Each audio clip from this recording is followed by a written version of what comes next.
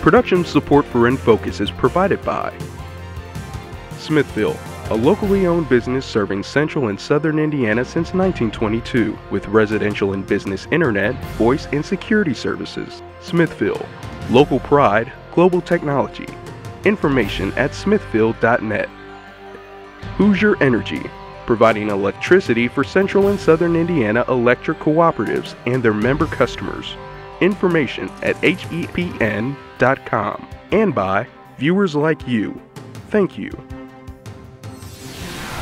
In 2008, the National Endowment for the Arts reported public participation in the arts declined to its lowest level since 1982, when the NEA began its poll.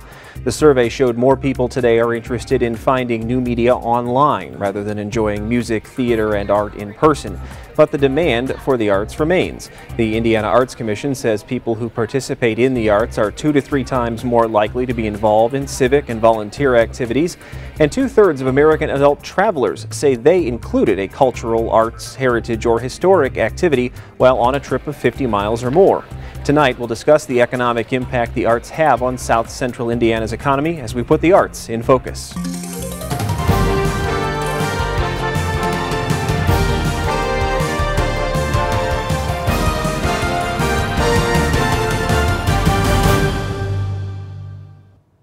And thanks for joining us for this edition of In Focus. I'm Stan Jastrzebski. If you have questions for one of our studio experts during tonight's program, please email them to us at infocus@indiana.edu, or you can always leave comments on our website at indianapublicmedia.org/infocus. South Central Indiana has a vibrant local arts scene, whether it be Columbus with its distinguished architecture and various art galleries. The scenic hills of Brown County have made Nashville a haven for landscape artists, and Bloomington is a one-stop shop for music, theater, and art. A 40-mile stretch of highway, which has come to be known as Indiana Arts Road 46, connects the artistic identities of Bartholomew, Brown, and Monroe counties. But as WTIU's Alex Roy reports, artists attempting to establish themselves in these communities sometimes find it challenging, especially when their craft is prohibitively expensive. Bloomington resident Abby Gitlitz describes it as being similar to heroin: expensive, hard to find, and extremely addicting. Gitlitz has been blowing glass since 1997, but for the past 2 years has had to rent space and drive 50 miles to a studio in Indianapolis to do so. But the most expensive thing is something you can't even see: the power needed to run this. The furnace. What we do is the furnace behind us has a crucible that has about 350 pounds of molten glass. We take glass out, we add more glass in to melt it. So that's going to stay on 24 hours a day, 7 days a week until it cracks. For $60 an hour, Gitlitz teaches students how to blow glass. Her goal? Raise enough money to start her own studio in Bloomington. It's a lot of work trying to start a studio. If I were somewhere where it were established, life would be a lot easier, but I'd rather be in Bloomington and get it going here. All right.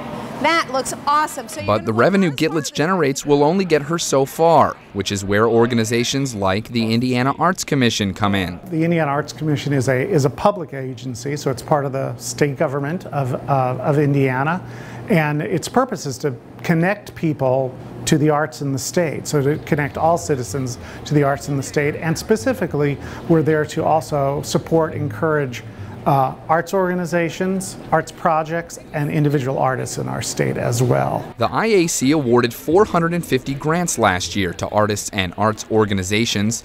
The criteria used to determine how the money is distributed is specific. Public access, so it's the ability for the project or the artist to reach all of our citizens, all types of citizens. And then there is educational value, so we wanted to have some enduring educational value. And finally, management and accountability. Gitlitz is the founder of the Bloomington Creative Glass Center, which operates with those criteria in mind. She's working on partnering with Indiana University and has already chosen an ideal location along the Beeline Trail, which would make her eligible for several other grants. And the women she's teaching today are not her average students. So the people you're seeing here are the people who are hooked. They're hardcore. These are the people now who are going to be the board of the Bloomington Creative Glass Center. We can provide the small stuff, and we can provide the people, the manpower, the excitement, the energy, the expertise. I can build all the equipment in a hot shop. But now what we need is someone to take a leap of faith with us and go forward. But it will take a lot of work, and even then, Gitlitz is realistic and doesn't expect her center to be profitable. People don't get into glass blowing because they want to make money. People get into glass blowing because they're insane and possibly were dropped on their heads as children. In the current economy, Ricci says less state and federal support is available today to help artistic entrepreneurs like Gitlitz. Right now, she has to rely on open access studios like GRT and the intrigue of South Central Hoosiers interested in playing with 2100-degree molten glass. For WTIU News, I'm Alex Roy. And my co-host this evening is Annie Corrigan, WFIU arts producer. Annie, good evening. Tell us a little bit about who you're going to be talking to. Hi, Stan. It's really good to be here. I'm sitting here with Sherry Knighton-Schwant. She's the chair of the board of directors of the Lotus Education and Arts Foundation. So we'll speak with her in just a few moments. Okay, Annie, looking forward to that.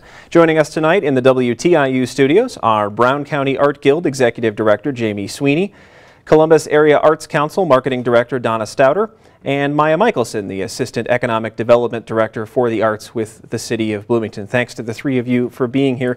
I wanted to talk a little bit about what Alex mentioned in that opening package, which is the idea of Indiana 46 connecting Bloomington and Nashville and Columbus. And I got to thinking about it, and these are three communities you could easily see as competing with one another because they excel at different things. And I wondered about the push to combine the three together into one area that would draw in people in hopes that they would go perhaps to all three in a single day. Miah, why don't we start with you and we'll come back this way. Give me your recollections of how that came to be and how it's worked.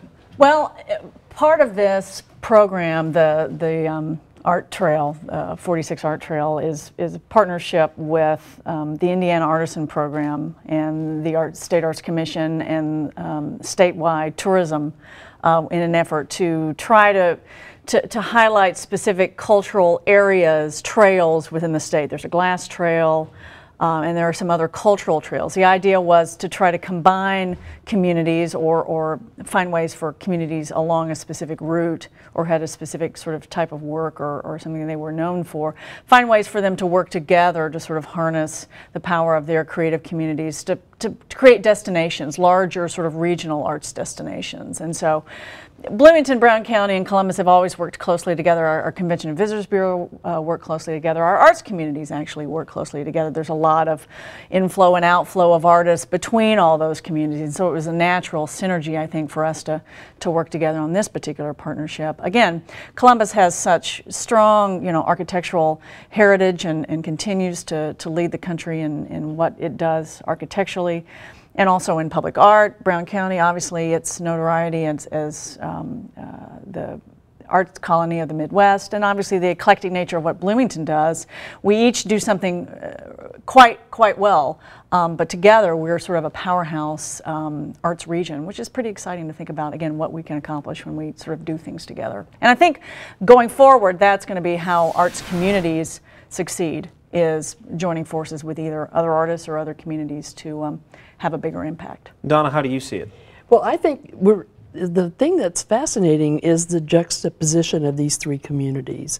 They each bring something very different to the consumer of the arts, and the built environment in Columbus is part of what, people come every day, hundreds, to see the architecture. That was a vision of J. Irwin Miller, and he had the foresight to understand that would make this city unique. Brown County, I have spent 25 years in Brown County. It's one of the most beautiful, friendly places in the world, but it's also, there's artists everywhere. They're everywhere. And then Bloomington is just, it's where you can fill up the whole shopping cart in Bloomington. It's fabulous. But having these getting on 46, if you get off on 65 and just start driving, it's a great experience. You're going to see a lot of interesting and beautiful things.